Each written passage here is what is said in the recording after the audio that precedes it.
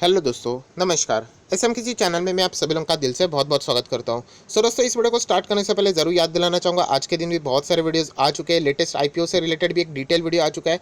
सारे वीडियो के लिंक नीचे डिस्क्रिप्शन बॉक्स में मिलेंगे, ज़रूर उनको आराम से स्टडी कर लेना। फर्स्ट टाइम विजिट किया चैनल को सब्सक्राइब करना and free stock market classes इस चैनल को भी सब्सक्राइब कर सकते हो। लिंक ऊपर आई बटन पर या नीचे डिस्क्रिप्शन बॉक्स में मिल जाएगी। चलिए दोस्तों, फिलहाल इस वीडियो को स्टार्ट कर लेते हैं।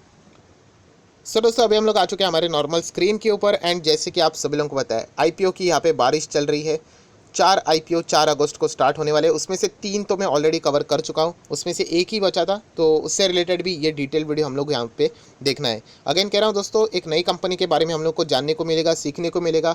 एक लर्निंग पर्पज़ के लिए भी ये एक बहुत ही ज़्यादा इंपॉर्टेंट चीज़ यहाँ पे रहने वाली है। सेम चीज़ हमेशा की तरह आप लोगों को जो मैं कहता हूँ कि आईपीओ से रिलेटेड अगर मैं बात करूँ, 2 चीज़ होती है। एक होती है listing gain and long term. Long term के लिए हालांकि मैं ऑलरेडी आप लोगों को बता चुका, अनटिल एंड अनलेस बहुत ही बड़ी पॉपुलर कंपनी अगर मार्केट में आती है तभी हम लोग लॉन्ग टर्म के लिए विचार कर सकते हैं। फिलहाल अगर हम लोग बात करें तो listing gain and grey market premium, इसी के ऊपर ज़्यादा फोकस यहाँ पे रह रहा है। बट स्टिल हम लोगों को पूरा डिटेल यहाँ पे पता होना चाहिए एटलीस्ट कि कंपनी करती क्या है, कंपनी का बिजनेस क्या है, फिलहाल का परफॉर्मेंस क्या चल रहा है, राइट। तो बाकी चीज़ें तो हम लोग को वैसे भी यहाँ पे पढ़नी ही है। सबसे पहले आप लोग यहाँ पे देख सकते हो एक और आईपीओ यहाँ पे कृष्णा डायग्नोस्टिक की अगर हम लोग यहाँ पे बात करें तो इस कंपनी के बारे में जानकारी हासिल करनी है। 2010 से ये कंपनी शुरुआत होती हुई देखने को मिली एंड ये कंपनी क्या है तो आप लोग देख सकते हैं, इस one of the fastest growing diagnostic chain in India. Then अगर हम लोग बात करें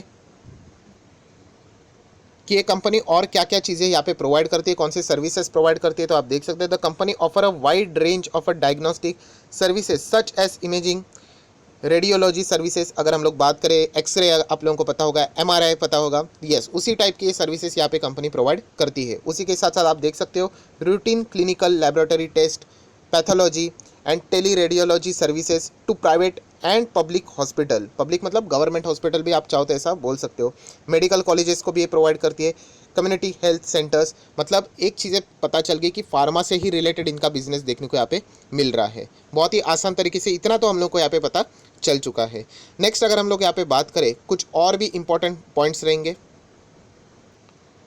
अगर कंपनी की बात करें, आप देख सकते हैं the firm has an extensive network of a diagnostic centre across the India with a key focus on a non metro and lower tier cities and towns. ये भी एक इंपॉर्टेंट पॉइंट है जो कि आप लोगों ने ज़रूर यहाँ पे नोट करना चाहिए। वहाँ पे हम कह सकते हैं कंपैरेटिवली कंपटीशन कम हो सकता है वहाँ पे, तो इसके चलते कंपनी वहाँ पे भी एक्सपांड करने की कोशिश यहाँ पे कर रही है। 31 दिसंबर 2020 के हिसाब से अगर हम लोग बात करें, it operates nearby 1800 diagnostic centers that are offering radiology and pathology services across the 13 different cities in India. Physical 2020 की बात करें, the business has serve 5.27 million patients. बहुत ही ज़बरदस्त रिकॉर्ड हम लोग को यहाँ पे देखने को मिल रहा है। एंड 2020 की अगर हम लोग बात करें, फार्मा से रिलेटेड जो भी डायरेक्टली ना इनडायरेक्टली कंपनी उन्होंने क्या बिजनेस किया है, ये मुझे अलग से बताने की ज़रूरत यहाँ पे शायद से नहीं पड़ेगी। कंपनी के रिजल्ट भी उसी टाइप के हम लोग को देखने को शायद से मिल सकते हैं। कॉम्पिटिटिव स्ट्रेंथ, क्यों ये कंपनी बाकी कंपनी से थोड़ी सी अलग देखने को मिलती है, तो आप लोग देख सकते हो differentiated diagnostic service provider company in India, ठीक है। Comprehensive range of diagnostic services that is imaging pathology, जो हम लोगों ने ऑलरेडी यहाँ पे देख लिया, ठीक है। Strong brand equity with the quality health care services at affordable prices, alright, ठीक है। जैसे कि हम लोगों ने यहाँ पे देखा था, अफोर्डेबल प्राइजेस मतलब नॉन मेट्रो को टारगेट करना, या फिर अगर हम लोग यहाँ पे बात करें जो लोअर सिटीज़ हम लोगों को यहाँ पे देखने को मिलती है, सिटीज़ एंड टाउन्स को टारगेट करना, तो ऑब्वियसली अफोर्डेबल प्राइजेस के साथ ही उनको ये बिजनेस यहाँ पे करना पड़ेगा। नेक्स्ट अगर हम लोग बात करें एक्सटेंसिव मार्केट फुटप्रिंट, 13 स्टेट्स में हम लोग को ये फिलहाल अपना बिजनेस एक्सपांड करते हुए देखने को मिले। And consistent financial performance track record, ठीक है। यहाँ पे कंपनी के प्रमोटर की बात करें तो फिलहाल एक ही नाम आप लोगों को यहाँ पे देखने को मिल रहा है, राजेंद्र मुथा, ये एक प्रमोटर है जो कि आप लोग यहाँ पे देख सकते हो। अभी आ जाते हैं मेन पॉइंट के ऊपर कि कंपनी का फिलहाल का परफॉर्मेंस क्या चल रहा है, फाइनेंशियल रिकॉर्ड्स क्या चल रहे हैं, कितना पैसा कमा पा रही है।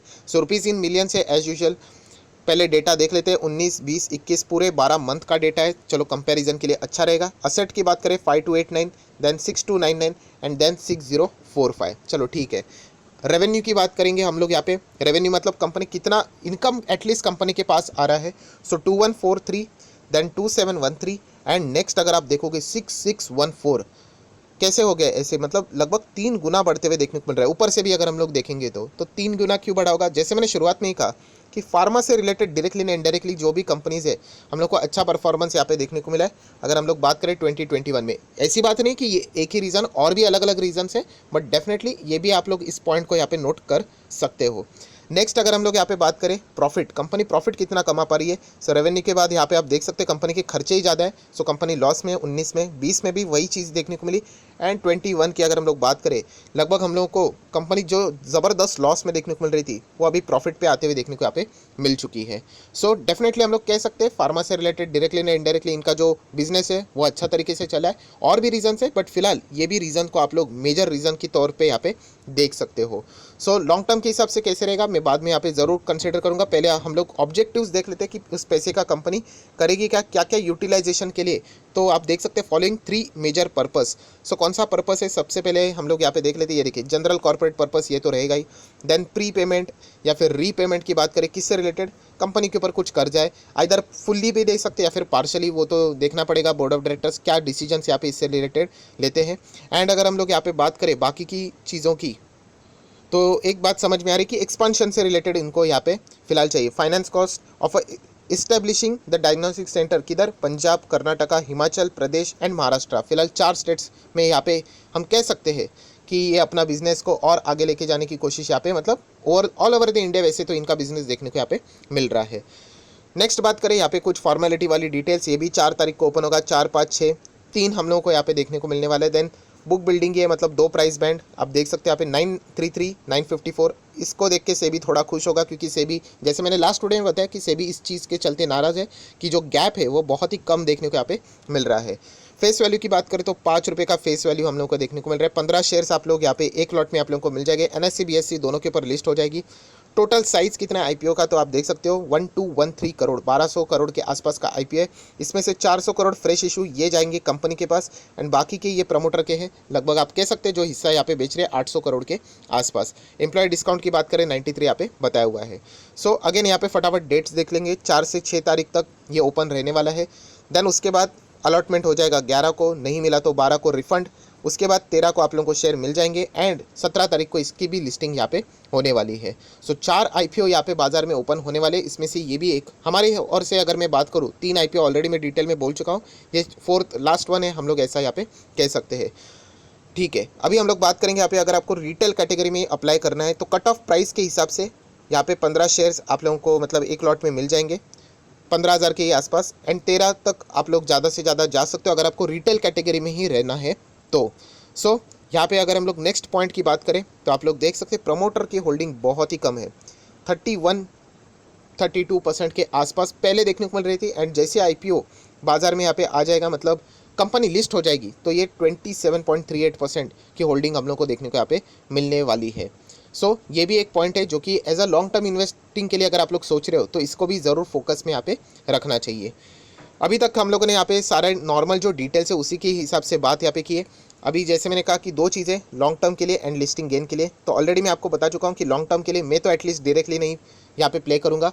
लिस्टिंग गेन के लिए आप चाहो तो यहाँ पे विचार कर सकते हो, बट लिस्टिंग गेन के लिए आपको पता है grey market premium, grey market premium क्या है उससे रिलेटेड चीज़ें यहाँ पे डिसाइड कर सकते हो। सो चलिए ग्रे मार्केट प्रीमियम अभी हम लोग देख लेते हैं। सो कृष्णा डायग्नोस्टिक्स की अगर हम लोग यहाँ पे बात करें, सो आज के दिन का मतलब अगस्त चल रहा है, 2 अगस्त की बात करें, शाम 7 बजे तक यहाँ पे ग्रे मार्केट प्रीमियम 440 से लेके 450 पे ट्रैवल यहाँ पे कर रहा था। चलो हायर साइड हम लोग 450 ही पकड़ लेते हैं।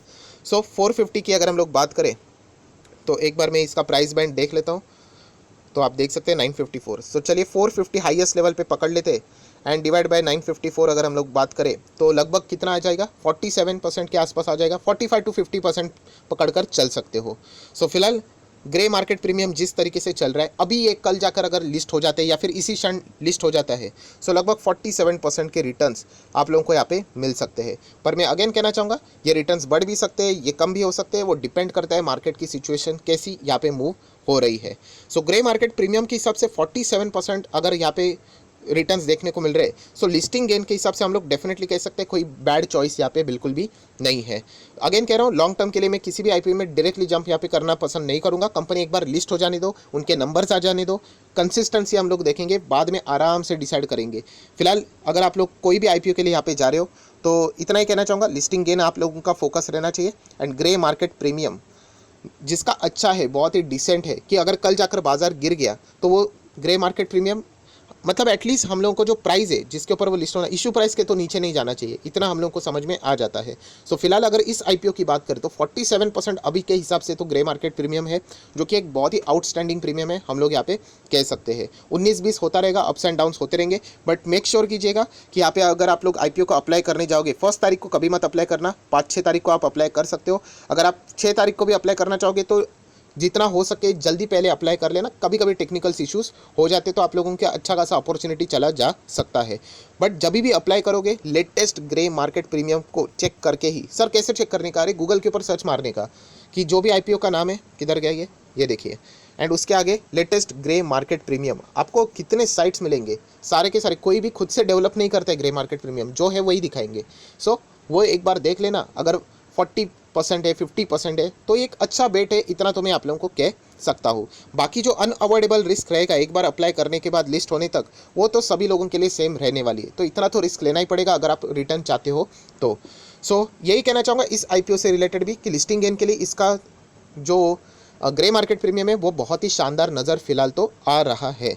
सो आई आशा करता हूँ आप लोगों को ये वीडियो पसंद आया होगा, तो जरूर लाइक एंड शेयर यहाँ पे कर देना। So that's it, thank you very much दोस्तों, we will be meeting earning studio, तब तक के लिए बाय बाय।